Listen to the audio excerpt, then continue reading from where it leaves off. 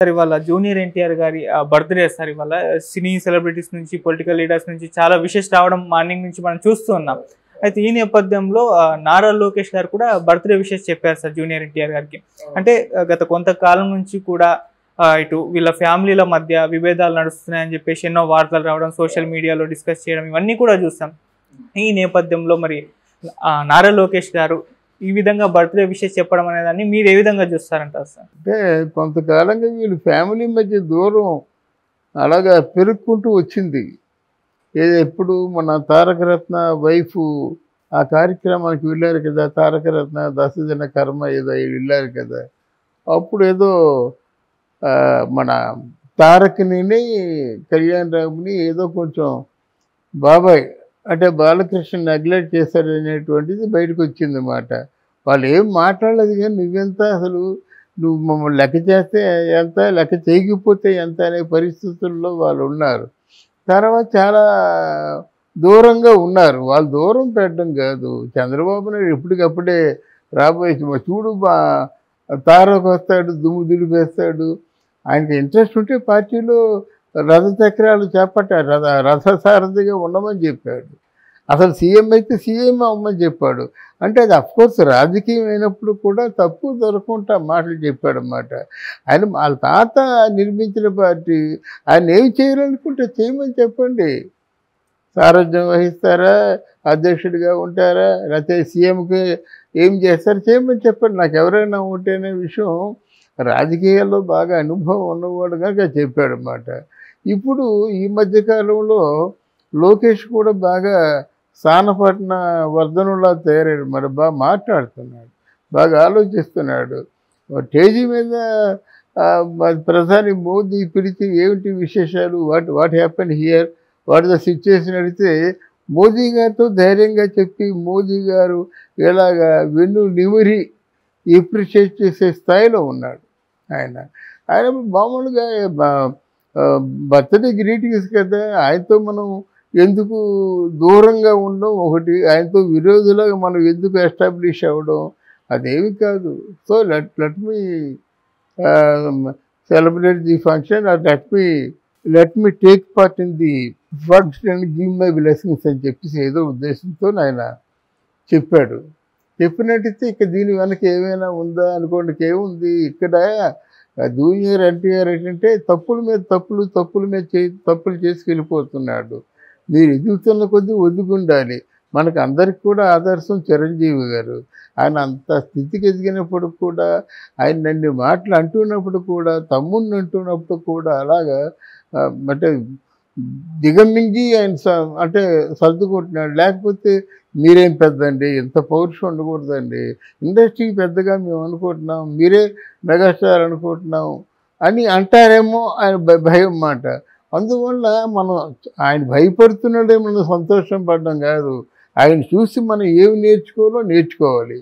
ఎవరైనా ఇన్ని విధాలుగా వాళ్ళు కంట్రోల్ చేసుకొని వాళ్ళు బాగానే తమాయించుకున్నప్పుడే పెద్ద మనిషిగా గౌరవించబడతారన్నమాట. అటువంటి పరిస్థితుల్లో ఈ తారక్ లేడు. మొదట్లో నిన్ను కూడా చాలా బాగా అభిమానించి ఎప్రిషియేట్ చేసేవాడిని. అంటే తారక్ అంటే ఎన్టీ రామారావు లాగే ఉన్నాడని నేను అనుకునేవాడిని. ఒకసారి అంటే స్టూడెంట్ నెంబర్ 1 ఎప్పుడో ఫంక్షన్లో నేను ఆదివారం పత్రికకి ఇన్ఛార్జిగా ఉండేవాడిని. ఏదో స్టోరీ తీసుకెళ్దామని వెళ్ళాను. నాకెందుకంటే ఇంట్రెస్ట్, తారక్ ఫస్ట్ ఇంటర్వ్యూ చేసింది నేను. అది ఎలాగంటే ఎంఎస్ రెడ్డి గారి తాలూకు బాలరామాయణంలో రామారావు చేయవయ్యా, నువ్వు సీనియర్ కథ చేస్తే బాగుంటుంది పిల్లల కంటే, ఆ ఫస్ట్ అన్నపూర్ణ స్టూడియోలో అలాగ ఆడుకుంటూ ఉంటున్నటువంటి తారక్ ఇంటర్వ్యూ చేశాను. That was his first interview. ఆ ఇంటర్వ్యూ కూడా నా దగ్గర ఉంది. ఆ కారణం చేత అభిమానం అన్నమాట. అయితే ఇక్కడ ఏమైందంటే అప్పుడు ఆయన చాలా ఒత్తిళ్లలో ఉన్నాడు. ఫ్యామిలీ పరంగా ఏ కోఆపరేషను లేదు. తర్వాత ఆయన తాలూకు కోరికలు కూడా తీరటం లేదు. తల్లి చాలా కష్టాల్లో ఉంది, సంగీత పాఠాలు చెప్పే వ్యక్తి కదా. అరంగేట్రం కూడా తర్వాత జరిగింది అనుకుంటాను, మన దాని పేరు త్యాగరాయ గాన సభలో చిక్కడపల్లిలో తర్వాత జరిగింది అనుకుంటాను. అప్పుడు ఆయన ఎలా మాట్లాడాడంటే, చాలా ఒత్తిళ్లలో ఉన్నట్లు, చాలా సమస్యలతో ఉన్నట్టు, చాలా బాధల్లో అంటే తెలియని చిన్నపిల్లలు కనుక తెలియకని వ్యక్తపరిచారనమాట. మరి అంత మంచి మనసుతో ఉండి అన్ని మంచి మార్కులు కొట్టేసినప్పుడు ఇండస్ట్రీలో అందరినీ ఒకసారి కలిస్తే ఆయనకి అంకితం అయిపోవడమే కదా.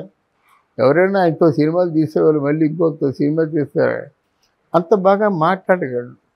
అంటే ప్రొడ్యూసర్స్తో అంత బాగా మాట్లాడగలడు, లింకులు పెట్టుకోగలడు. వివి వినాయక్ అన్న అంటాడు, అన్నలాగే చూశాడు. రాజమౌళి మామ అంటాడు, మామలాగే చూశాడు. అలా మాట కొంతమంది తిరుచుల శ్రీనివాసు ఎవరెవరైతే ఇండస్ట్రీలో ప్రముఖులు ఉన్నారో వాళ్ళందరితో కూడా చాలా మంచిగా ఉండే అలవాటు తను స్వతసిద్ధంగా నేర్చుకున్నాడు. అప్పటి చిన్నప్పుడు రాసేవాడిని బాల మేధావి అని. అందువల్ల ఆ తెలివితేటలన్నీ ఈరోజు సూపర్ స్టార్ కదా, పాన్ ఇండియా స్టార్ కదా అనేటువంటి కొంచెం అహంకారంగా మారాయేమో అని ఆయనే బయటపడుతుంది. దాన్ని బట్టి మనం చెప్పుకోగలం. లేకపోతే చంద్రబాబు నాయుడు లాంటి 40 సంవత్సరాలు రాజకీయాల అనుభవం ఉన్నవాడు జైల్లో మగ్గిపోతుంటే ఒకసారి చూడడానికి వెళ్ళడం తప్పండి? చూడొచ్చు కదండి. అలాగే తాత స్థాపించిన పార్టీ అహోరాత్రులు శ్రమపడి స్థాపించిన పార్టీకి ఈరోజు చావు బ్రతుకుల సమస్య తెలుగుదేశానికి. ఈసారి కానీ తెలుగుదేశం గెలవకపోయినట్టు ఇంకోసారి మళ్ళీ చంద్రబాబు నాయుడు పోటీ చేయలేడు. అంత క్రూషియల్ స్టేజ్లో ఉంది. మరి వీళ్ళు పలకరిస్తే బాగుండేది. మా తాత పార్టీని గెలిపించని మాట అన్నా బాగుండేది. ఎవరేం చేస్తారండి మీరు? ఎన్టీ రామారావు స్టేజ్లో ఉన్న వాళ్ళు మిమ్మల్ని ఎవరు ఏమి చేయరు. ఎవరో ప్రత్యర్థులు మనల్ని అనేక రకాలుగా మాయ చేస్తారండి. ఆ మాయలన్నీ మనకు కాదు కదా. జగన్మోహన్ రెడ్డి నీవు ఈరోజు పాన్ ఇండియా స్టార్ కాకుండా తారక రత్నలాగే ఉన్నారనుకోండి, పిలుస్తాడా? ఇన్వైట్ చేస్తాడా? మీతో ఏమైనా కష్టసుఖాలు పాలు పంచుకుంటాడు? No, nothing. అది అర్థం చేసుకోవాలి మీరు. ఈ పిలవగానే ఇదంతా నా గొప్ప అనుకుంటే కాదు. అలాగే అందువల్ల ఇది కేవలం ఆయన కలుపుకుందామని చూస్తున్నాడు. మరి ఈయన ఏ విధమైన రెస్పాన్స్ ఇస్తాడో చూద్దాం. ఇవి సింపుల్గా థ్యాంక్ యూ అంటాడు అంతే. అంతకంటే ఇంకేం జరుగుతుంది? జరగబోయేది అదే.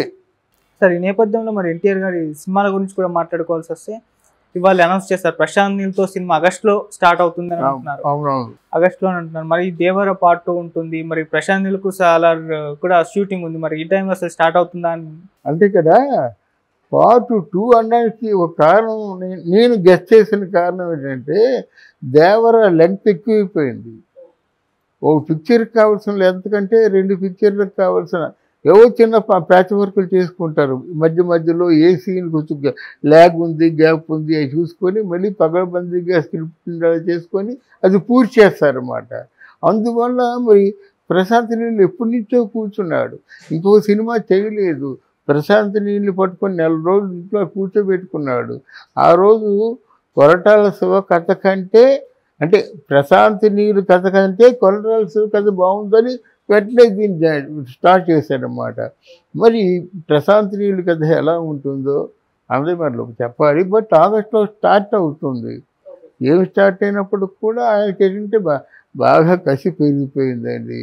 ఒక ప్రభాసులాగా, ఒక రామ్ చరణ్ లాగా, ఒక మహేష్ బాబు లాగా ఇండిపెండెంట్గా ఆ హైట్స్కి ఎదగాలనేటువంటి తాపత్రయం ఎక్కువైంది.